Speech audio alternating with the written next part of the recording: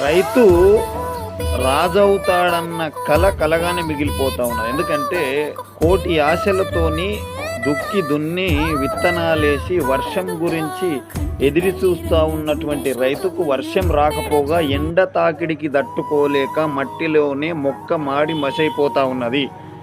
అక్కడో ఇక్కడో మిగిలిన ఒక మొక్క పెరిగి పెద్దగయ్యి పంట చేతుకొచ్చే క్రమంలో భారీ వర్షాలు గురించి చేతుకొచ్చిన పంట నేలమట్టమైపోతుంటే రైతు రాజెట్లయితాడు, అప్పులోడైతాడు. కానీ రైతు కోటి ఆశలతోని వేసిన తన పంట వానలో తడిసిపోతే పాడేయడం ఇష్టం లేక కంటతడి పెట్టుకుంటూ ప్రజలకు వంచుతా ఉన్నాడు.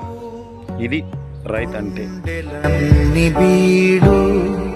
ఆశలన్నీ మోడు